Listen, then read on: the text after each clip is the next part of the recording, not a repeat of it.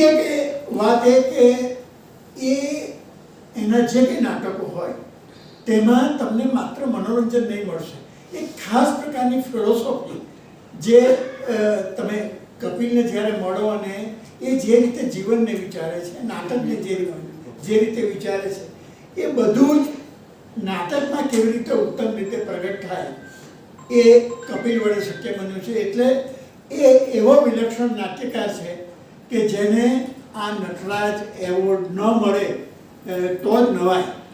અને આજે આપણે આ અહીંયા વાત કરીએ છીએ શુદ્ધ સુરતીઓ, જગદીપનું અહીંયા ચિત્રો છે, જે પુસ્તક પ્રગટ થયું ઇમારતો તો સુરતની, અને અહીંયા બેઠેલા કે સુરતની ઇબારત રચનારા લોકો છે, એની વચ્ચે આપણે કપિલની વાત કરવાની આવે તો જરાક વધારે રોમાંચ થાય.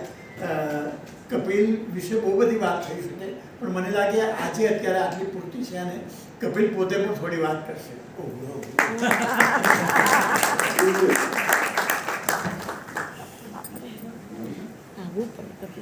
કપિલભાઈ, હાજી, તમારો સ્વાગત વિચાર કરવા. હાજી, આવો.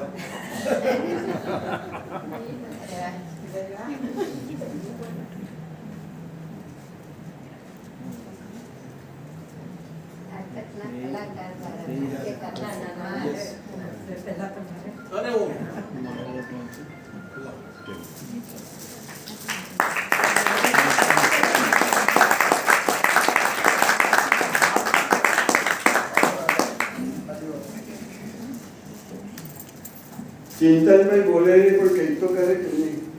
ચિંતનભાઈ, બધાને તમારા વર્ષો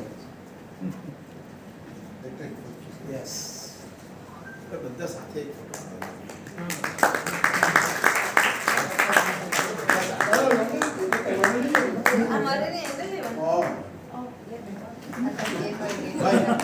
આપણે બધા એક સાથે આનો ફોટો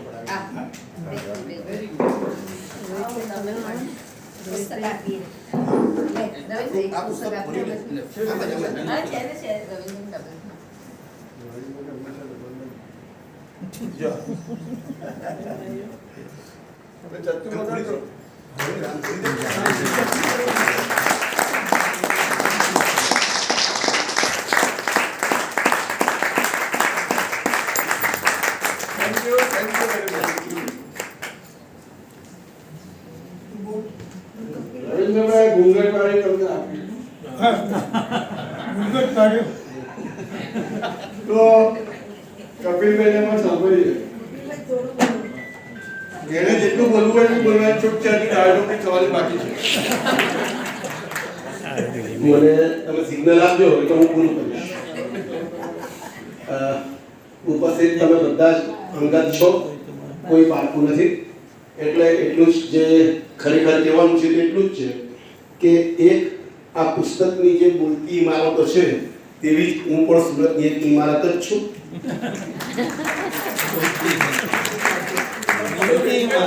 અત્યારે હું બોલી રહ્યો છું એટલે બોલતી ઇમારત છું, અને આમ નાટક કરતી ઇમારત છું.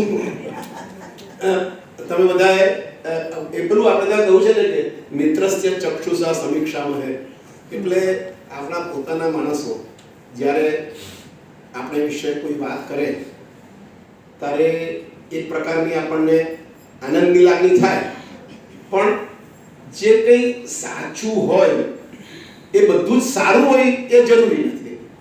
અને એટલે જો કંઈક એવું તમને લાગે ક્યાં તો કંઈક ખૂણે એવું કંઈક મળી આવે તો પણ એ પણ હું સ્વીકારું છું. અને બને ત્યાં લગી હું રંગભૂમિને કોઈ પણ ખૂણે કશું પણ જુગુપ્સાજનક રહી નહીં જાય એની કાળજી રાખીને વર્ત્યો છું, અને એમ જ વર્તવાનો છું. તે સિવાય મને બીજું કંઈ આવડતું નથી. અમને પણ લાવો, આપણને એક પિક્ચર નહીં જોઈએ. મને વાંધો નથી, ચોક્કસ મારી પાસે છે ને, ના એ તો બતાવવાનું છે. આપણે એક વખત તમે નક્કી કરજો, હું તમને જો જોવું હોય તો આખરની આત્મકથા જોયું નહીં હોય તો જોવા જેવું છે. અને મોરારી બાપુએ જ્યારે ત્યાં કરેલું અને મોરારી બાપુ પણ એમાં ઇન્વોલ્વ છે. એ જો હોય તો આપણે એ અહીંયા મૂકીશું અને તમને બધાને બહુ મજા આવશે. ને બીજું એટલું જ, મારે હું નાટક ભણ્યો નથી. મને મારા વિચિત્ર સ્વભાવને કારણે મારા કોઈ પૂર્વસૂરીઓ મને નાટકમાં લીધો નથી. એટલે મારે હંમેશા જાતે જ ભણ્યો નહીં હોવાને કારણે વધારે ભણવું પડ્યું છે અને એ જ વધારે ભણતર જ મને ફાયદાકારક થયું છે. મેં વાંચ્યું અને વિચાર્યું, વિચાર્યું અને વાંચ્યું, વાંચ્યું અને વિચાર્યું. આ પ્રક્રિયાએ મને એટલો બધું અંદર ને અંદર ફેરવ્યો છે. મને ઘણીવાર નાટક નહીં થાય તો દુઃખ થાય, એટલું બધું મુશ્કેલી લાગે કે હવે હું શું કરીશ. નાટક એક વખત પૂરું થઈ જાય અને જ્યારે પહેલો શો થાય ને, તમને કદાચ નવાઈ લાગશે કે મને નાટકના શો થાય તે ગમતું નથી. આ એક તદ્દન જુદો ખૂણો છે જે હું આજે ખોલી આપું તમને. નાટકના શો થાય તો બધાને ગમે, મને નથી ગમતું. કારણ કે હું ડાયરેક્ટર છું. હું જેવો નાટકનો પહેલો શો થાય, જો એ નાટકમાં હું નહીં હોઉં તો હું એલિયન થઈ જાઉં, બહારનો માણસ થઈ જાઉં. કારણ કે તમારી સામે નાટક આવી ગયું, નાટકના કલાકાર આવી ગયા, હવે મારી શું જરૂર છે. અને નાટક પૂરું થઈ જાય ત્યારે મને એમ થાય કે મને નવું કંઈ આવડશે કે નહીં. આ બે વિચિત્રતા મારામાં એક સાથે છે. અને મને આટલા દિનની એવી ટેવ છે કે જેટલું બી નાટકની અંદર પહેલો શોની અંદર જેટલા બી એન્ટ્રીઝ હોય એ હું પર્સનલી જઈને સાચવતો હું છું બેકસ્ટેજમાંથી. એટલે એક બાળક જન્મતા હોય તો તમને જે થતી વેદના, મારે તો એક સાથે આટલા બધા બાળકો જન્મે છે એની વેદના મેં દર વખતે સહન કરી.